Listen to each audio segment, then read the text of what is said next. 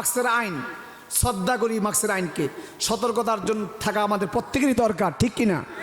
কিন্তু মাদ্রাসার লাখো লাখো ছাত্র মাদ্রাসায় একসঙ্গে ঘুমাচ্ছে, একসঙ্গে খাইতেছে, একসঙ্গে গোসল করে, একসঙ্গে তারা পড়াশোনা করতেছে। কয়জন মাদ্রাসার ছাত্র হসপিটালে ভর্তি আছে? করোনার কারণে কয়জন আছে? আপনারা জুবায়ের আনসারীর ওই জানাজাকে কেন্দ্র কইরা বামপন্থীরা তোলপাল শুরু করে দিছে। একদম বিবিসি সহ 8টা গ্রাম লকডাউন দিছে, 14টা গ্রাম। একটা গ্রাম থেকে একজনেরও মানে উপসর্গও পায় নাই। আলহামদুলিল্লাহ। করোনা দিছে কেডায়? কে দিছে? আজকে ছোট্ট এই মঞ্চ থেকে আমাদের একটা দাবি থাকবে, আপনারা সংসদে যেমন আইন করছেন মাস্ক বাধ্যতামূলক, আর একটা আইন বাধ্যতামূলক করেন, এদেশের বালেক নারী এবং পুরুষের জন্য নামাজ বাধ্যতামূলক। এই আইনের সাথে আপনারা একমত? এই দাবির সাথে একমত? নারায়ে তাকবীর, চিৎকার দিয়ে নারায়ে তাকবীর। এই আইন করব না, এই আইন করলে তো চুরি বন্ধ হয়ে যাবো গা, সিটারি করতে পারবো না, বাটপারি করতে পারবো না, ঠিক কি না? বলতে হবে, শুনতে হবে। আজকে বলাও ছেড়ে দিয়েছি, শোনাও ছেড়ে দিছি। আবার যদি স্টেজে গোলামায়ে কেরাম হকের পক্ষে কথা বলে, তখন আবার কিছু লোক আছে শরীরের মধ্যে খাদ্যনে উঠে হুজুরের রাজনীতি শুরু করছে। আছে কি আছে না বলেন? আমরা কারো রক্ত চক্ষুকে ভয় করে এদেশে কথা বলি না। এদেশে আব্দুল গাফফার সাহেব কাউকে ভয় করার কথা বলছে? কথা বলেন। শাইখুল হাদিসও কাউকে ভয় করে কথা বলে নাই। চরমনায় পিসা হুজুর কাউকে ভয় করে কথা বলে নাই। মুফতি আমিনও কাউকে ভয় করে কথা বলে নাই। মুফতি হাতেম সাহেবরাও কাউকে ভয় করে কথা বলে না। আল্লামা আহমদ শফী কারো রক্ত চক্ষু দিয়ে ভয় পায় নাই, ভয় করে কথা বলে নাই। হকের পক্ষে বলিষ্ঠ কণ্ঠে বক্তব্য দিয়েছেন, বাতিলরা মাথা নত করতে বাধ্য হয়েছে, ঠিক কিনা? আমি এই সোনারগাঁওবাসীকে বলতে চাই, আপনাদের একটা ঐতিহ্য আছে, ভারত উপমহাদেশের ভিতরে আপনাদের ঐতিহ্য আছে। কেন? ভারত উপমহাদেশের ভিতরে সর্বপ্রথম হাদিসের দর্স এই সোনারগাঁয়ে হয়েছিল। বুখারী শরীফের প্রথম দর্স, প্রথম ক্লাস আমাদের এই জন্মস্থান সোনারগাঁয়ে হয়েছিল। শাহজালাল রহমাতুল্লাহ আলাইহি ইয়ামান থেকে সর্বপ্রথম এই সোনারগাঁয়ে আগমন করেছিলেন। সোনারগাঁও থেকে অভিযান চালিয়েছিলেন সেই সিলেটের গোরগোবিন্দের বিরুদ্ধে, যেখান থেকে হকের আওয়াজ উঠেছিল, যেখান থেকে আল্লাহর পয়গম্বরের হাদিসের তেলাওয়াত শুরু হয়েছিল ভারত উপমহাদেশে। সেই সোনারগাঁওবাসী চুপ থাকতে পারে না, সেই সোনারগাঁয়ের উলামায়ে কেরাম চুপ থাকতে পারে না। সেই সোনারগাঁয়ের নারায়ণগঞ্জের আলেমরা যখন গর্জে উঠেছিল, এদেশের মুসল্লিরা, এদেশের নামাজিরা, এদেশের মুসলমানরা যখন গর্জে উঠেছিল, দেওয়ানবাগি মদনপুর থেকে পালাতে বাধ্য হয়েছে, ঠিক কিনা? সুতরাং আপনারা, আমার ছোট ভাই বলেছিলেন যাত্রার প্যান্ডেল, আপনারা যখন ঢাকা যাইতেন তালতলা দেখতেন না যাত্রার প্যান্ডেল বান্ধা? প্যান্ডেল যাত্রা দিছিল, সবাই জানেন কে দিয়েছিল। ওনার বিরুদ্ধে কথা বলার মতো সাহস সোনারগাঁ তখন কারো ছিল না। কিন্তু হকের পক্ষে আমার নবী শিখায় গেছে, তুমি যখন হকের পক্ষে নামবা আল্লাহর সাহায্য তোমার পক্ষেই আসবে। কথা ঠিক কিনা? আমাকে অনেকে বলছিল মামলা দিবে। ওনার সাথে আমি 12-14 বছর ধরে এক যুগ ধরে খেলি, বহুত গানের অনুষ্ঠানে। উনি অনুষ্ঠানের সভাপতি, গান অলরেডি চলছে, আমি স্টেজে উঠা ওই মাইক ধরে গান বন্ধ করে দিচ্ছি, একদম ওপেন। কারণ হকের পক্ষে যদি অবস্থান নেই আল্লাহর সাহায্য আসবেই আসবে। কথা ঠিক কিনা? উনি বলেছিলেন 50 লাখ টাকা খরচ করে হলো যাত্রা করবেন। আমি বলেছিলাম 50 পয়সা খরচ করবে না, বুকের তাজা রক্ত দিতে হলো, রক্ত দিব, কিন্তু এই সোনারগাঁর জমিনে যাত্রা করতে দেওয়া হবে না, হবে না, হবে না। সরাসরি কথা হয়েছে, সরাসরি। আলহামদুলিল্লাহ। তবে আমি বলতে চাই, আজকে এই সোনারগাঁওবাসী যদি গর্জে ওঠে, তাহলে সারা বাংলাদেশ তার আওয়াজ পৌঁছে যায়। এই উদ্যোগ নিয়ে আমাদের এই সোনারগাঁয়ের সর্বস্ত উলামায়ে কেরাম গত সপ্তাহে আল্লামা শাহ আহমদ শফী যখন ভারত দেশে ছিলেন, তিনি বলে গিয়েছিলেন তোমরা কাদিয়ানীদের ব্যাপারে সোচ্চার হও। সোচ্চার হওয়ার জন্য এই দেশের মুসলমানদেরকে বলেছেন। কাদিয়ানী সম্প্রদায় কারা, এই বিষয়ে দুই একটা কথা বলবো। আমরা জানি আমাদের নবীজি শেষ নবী, কথা ঠিক কিনা? আমাদের নবীর পরে কোন নবী আছে? রসুল বলেন আনা খাতামান নবীন লা নবিয়্যা বাদি। রসুল বলেন আমি শেষ নবী, আমার পরে কিয়ামত পর্যন্ত কোনো নবী কিংবা রসুল আসবে না। আল্লাহ পাক বলেন মা কানা মুহাম্মাদুন আবা আহাদিম মির রিজালিকুম ওয়ালাকিন রাসূলুল্লাহি ওয়া খাতামান নবিয়্যিন। আল্লাহ তাআলা বলেন আমার নবী মুহাম্মদ সাল্লাল্লাহু আলাইহি ওয়াসাল্লাম তোমাদের মতো কোনো বালেক পুরুষের পিতা নন। বালেক পুরুষের পিতা নন। তিনি কার রসুল? কার পক্ষ থেকে? ওয়া খাতামুন নবীন, তিনি শেষ নবী। কথা কে বলছেন? আল্লাহ পাক। আমার নবীজির পিঠের দুই দাকনার মাঝখানে রব্বুল আলামিন ছোট্ট কবুতরের ডিমের মতো খতমে নবুয়তের সিল মারা দিয়েছিল। সুবহানাল্লাহ। তো আমার নবীর পরে এক কুলাঙ্গার মির্জা গোলাম আহমদ কাদিয়ানী, সে নিজেকে নবী বলে দাবি করছে। দেওয়ানবাগীও সে নিজে দাবি করে সে নাকি ইমাম মাহদী। আবার সে দাবি করে নবীজির কনিষ্ঠ কন্যা জান্নাতি মহিলাদের সর্দারনি, নাম কি? হযরতে ফাতেমা রাদিয়াল্লাহু তাআলা আনহা। আল্লাহ নবীজির এই মেয়ে নাকি জান্নাতি মহিলাদের সর্দারনি, হাসান হোসেনের মা, হযরতে আলী রাদিয়াল্লাহু তাআলা আনহুর স্ত্রী। তার মর্যাদা কম না বেশি? তো ফাতেমা রাদিয়াল্লাহু তাআলা আনহা নাকি তার স্ত্রী। কথা বুঝছেন? এমন সমস্ত কথা বলার পরে যদি যাদের ভিতরে ঈমান আছে, কিঞ্চিত পরিমাণ ঈমান যাদের আছে, তার ঈমানের মধ্যে আগুন জ্বলে যাওয়ার কথা, ঠিক কিনা? কষ্ট লাগে না আপনাদের? জোরবানা লাগে কিনা?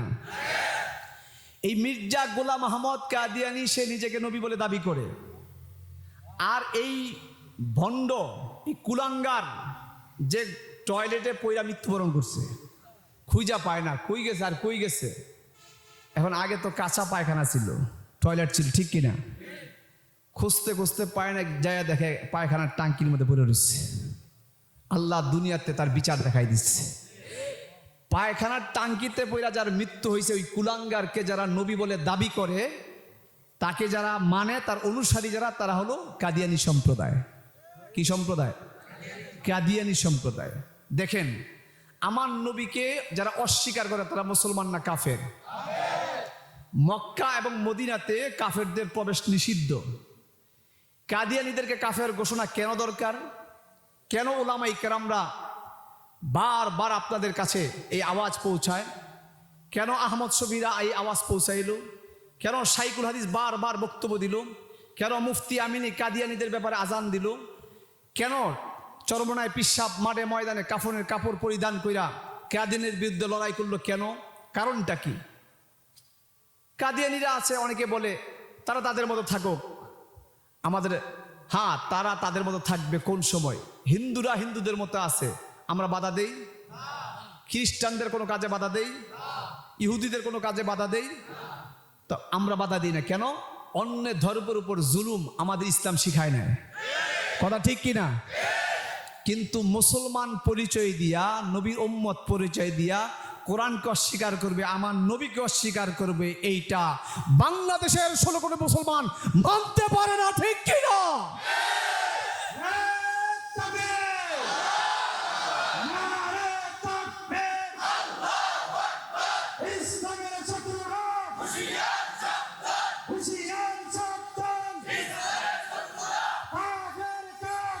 কাদিয়ানীরা কাফের।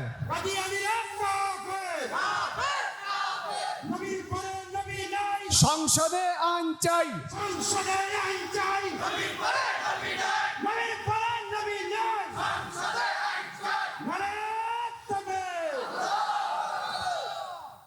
এখন তারা আমাদের কোরআনকে পরিবর্তন কইরা তাদের কোরআন নাকি আলাদা,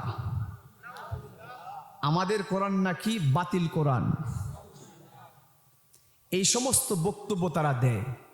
তারা এই বাংলাদেশের এই মুসলমানদের দেশ থেকে পাসপোর্ট বানাইয়া, মুসলমান নাম দিয়া পাসপোর্ট বানাইয়া যেই নবীকে অস্বীকার করে সেই নবী রওজার পাশে যায়। নবী কি খুশি হয় না নবীর কলিজার মধ্যে ছুরি মারা হয়? আমি জিজ্ঞাসা করতে চাই আপনাদেরকে, আমরা যাদেরকে ভোট দিয়া ক্ষমতায় পাঠাই, আমরা যাদেরকে ভোট দিয়া ক্ষমতার মসনদে বসাই, তাদের কাছে যদি আমরা কোনো একটা দাবি পেশ করি তো তাদের উচিত আমাদের দাবিকে মানা। কথা বলেন। আমাদের দাবি যদি অযৌক্তিক হয় আমরা বলবো মাইনেন না, কিন্তু আমি বলতে চাই আমাদের দেশের প্রেসিডেন্ট মুসলমান, আমাদের দেশের প্রধানমন্ত্রী মুসলমান, আমাদের দেশের স্পিকার মুসলমান, পার্লামেন্টের সদস্যরা মুসলমান, মন্ত্রী পরিষদ মুসলমান। কথা ঠিক কিনা? কি মাইক কই ফিট করছো? এখানকার মাইক কই? আওয়াজ আমার কানে আসে না। এখন এরা মুসলমান, এটা মুসলমানদের দেশ, ঠিক কিনা? এরা এই দেশকে মসজিদে, এদেশের রাজধানীকে মসজিদের শহর বলা হয়। কিসের শহর? মসজিদের শহর বলা হয়। এখন কাদিয়ানীদেরকে কাফের ঘোষণা, এটা কি অযৌক্তিক না যৌক্তিক? এই দাবিটি অযৌক্তিক। শাইখুল হাদিস এই দাবি উত্থাপন করতে করতে কবরে চলে গেছে। মুফতি আমিনী এই দাবি উত্থাপন করতে করতে রাজপথে লড়তে লড়তে কবরে চলে গেছে। এই দাবি উত্থাপন করতে করতে, আন্দোলন করতে করতে চরমনায় মরহুম পীর সাহেব কবরে চলে গেছে, আব্দুল গাফফার সাহেব কবরে চলে গেছে। কথা ঠিক কিনা? এই দেশের বহু উলামায়ে কেরাম, বড় বড় বুজুর্গানে দিন কবরে চলে গেছে। সর্বশেষ বাংলাদেশের নয়, এই ভারত উপমহাদেশের, এশিয়ার আধ্যাত্মিক রাহবার শাইখুল ইসলাম, যিনি পৃথিবীর ইতিহাসে সবচেয়ে বড় সমাবেশ ঘটিয়েছিলেন বাংলাদেশের জমিনে, যার নেতৃত্বে হয়েছিল শাপলা চত্বর, সেই আহমদ শফিও তার জিন্দেগিটা এই কাদিয়ানীদের কাফের ঘোষণার ব্যাপারে দাবি উঠাইতে সেও কবরে চলে গেছে। তাই বলে কি এদেশের মুসলমান এই দাবি থেকে দূরে চলে যাবে? আহমদ শফি সাহেব কাদিয়ানীদেরকে কাফের ঘোষণার ব্যাপারে এদেশের মুসলমানদেরকে ডাক দিয়া গেছে যে তোমরা যে কোনোভাবেই সরকারের কাছে এই দাবি উত্থাপন করে এদেশের সরকারকে বাধ্য করবা কাদিয়ানীদেরকে কাফের ঘোষণার জন্য। আমি আপনাদেরকে জিজ্ঞাসা করতে চাই, একদম নর্মালি জিজ্ঞাসা করতে চাই, যদি কোনো সময় এদেশের ওলামায়ে কেরামরা ডাক দেয়, আহমদ শফি যে সমস্ত উত্তরসূরি রেখে গেছে, আজ নতুন করে হেফাজত ইসলামের নতুন কমিটি গঠন হয়েছে, হেফাজত ইসলামের এদেশের শীর্ষ ওলামায়ে কেরাম যদি আবার ডাক দেয় এদেশের সংসদ থেকে কাদিয়ানীদের কাফের ঘোষণার জন্য, কাফনের কাপড় মাথায় বেঁধেন ফাঁসির কাস্টে ঝুলার জন্য, রক্ত দেওয়ার জন্য, আন্দোলন করার জন্য, সরকারকে বাধ্য করার জন্য কারা কারা প্রস্তুত হাত উঠায় দেখাই।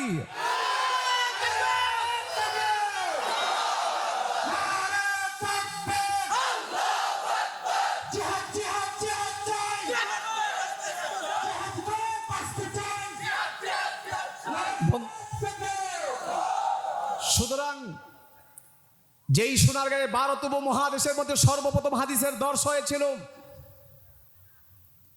যেই বারুদিতে আহমদ শফি সাহেব এ ব্যাপারে এই দেশের জনগণকে সোচ্চার করে গিয়েছিল, সোনারগাঁয়ের ওলামায়ে কেরাম, আমাদের সকলের রাহবার মুরব্বী শাইখুল হাদিস আল্লামা বেলাল সাহেব সহ মুফতি আবু বকর সাহেব, আব্দুল কাইয়ুম সাহেব, মহিউদ্দিন খান সাহেব সহ বন্ধুরা আমার, সকল ওলামায়ে কেরামদেরকে নিয়ে আমরা বসেছিলাম গত সপ্তাহে।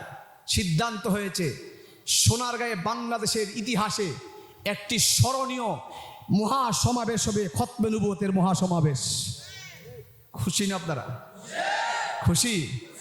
পীর সাহেব ওই মিটিংয়ে বলেছিলেন এদেশের দিনমজুর কৃষকদের মুখে মুখে একটাই আওয়াজ উঠাইতে হবে, কাদিয়ানীরা কাফের, কাদিয়ানীরা কাফের, সংসদে আইন চাই, কাদিয়ানীরা কাফের।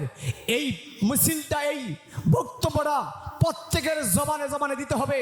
এদেশে গ্রামগঞ্জে শহর বন্দরের সোনারগাঁয়ের আনাচে কানাচে প্রত্যেকটা নারী আর পুরুষ যেন তার জবান থেকে একটা আওয়াজ উঠে, সংসদে যেন বাধ্য করে সরকারকে কাদিয়ানীরা কাফের কাফের, এই সমাবেশ থেকে এই আওয়াজ যেন বাংলাদেশের প্রতিটি রন্ধ্রে রন্ধ্রে পৌঁছে।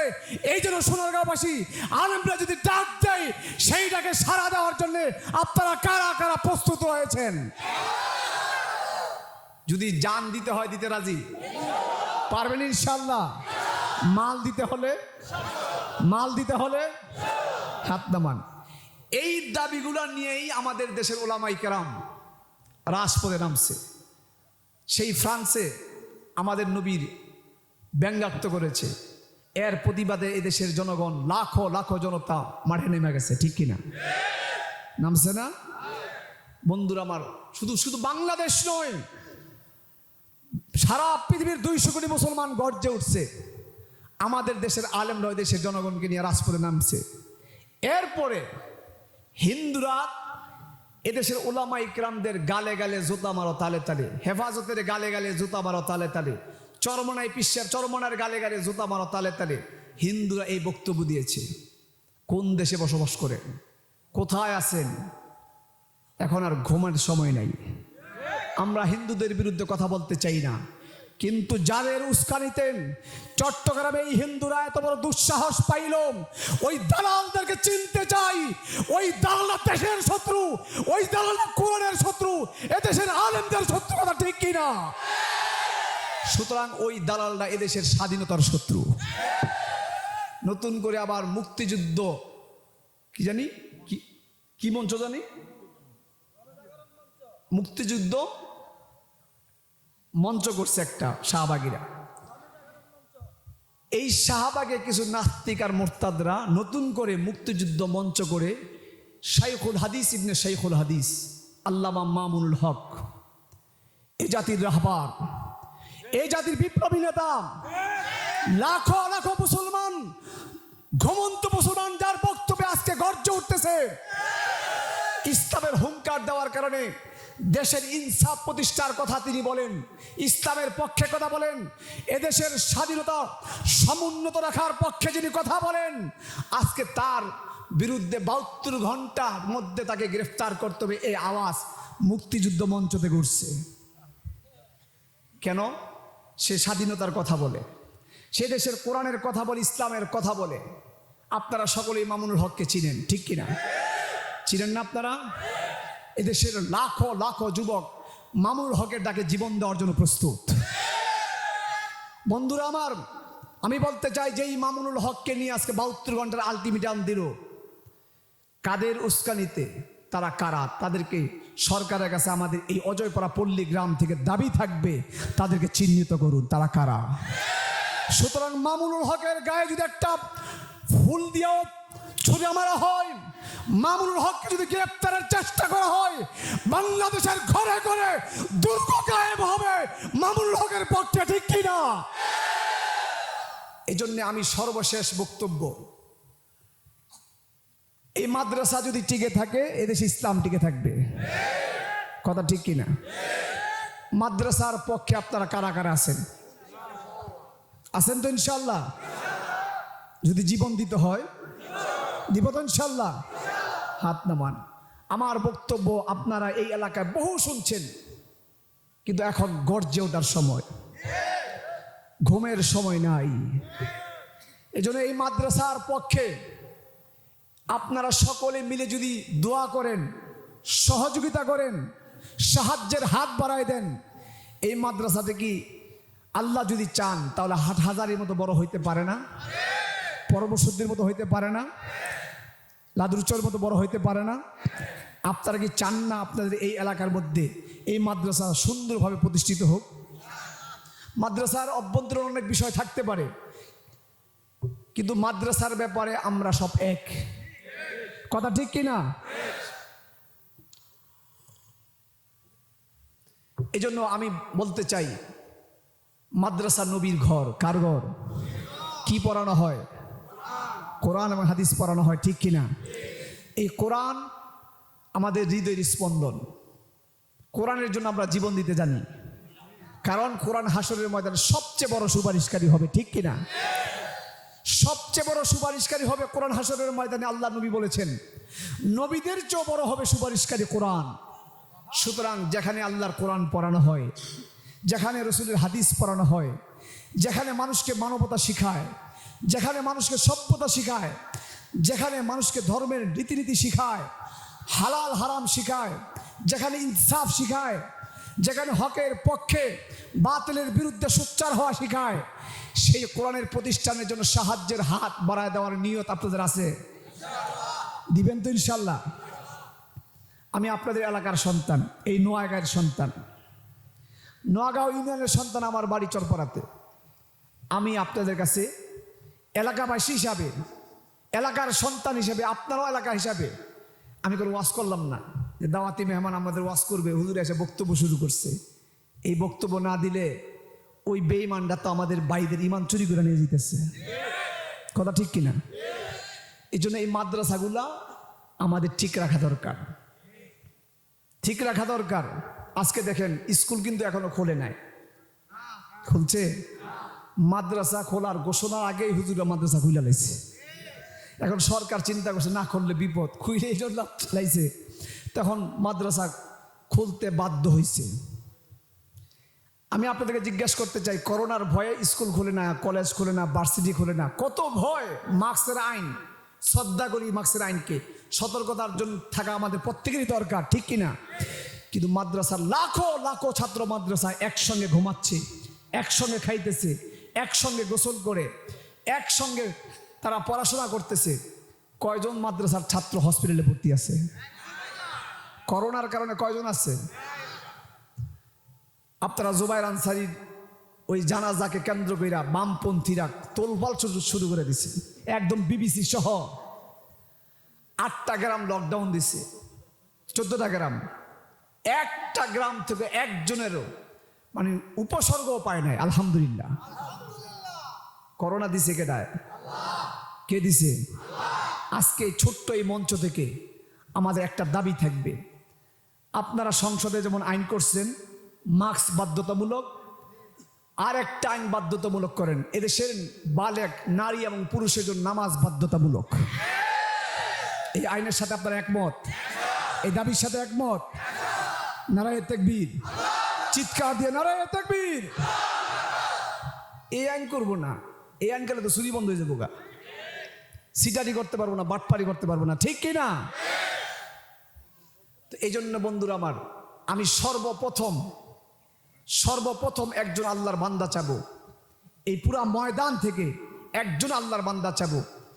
এই সম্পদ দিছে আল্লাহ, আপনাকেও সৃষ্টি করছে আল্লাহ, আবার একসময় আল্লাহর কাছে যেতে হবে, ঠিক কিনা? একজন আল্লাহর বান্দা পুরা ময়দান থেকে আল্লাহর কোরআনের পক্ষে, এই মাদ্রাসার পক্ষে, মাদ্রাসা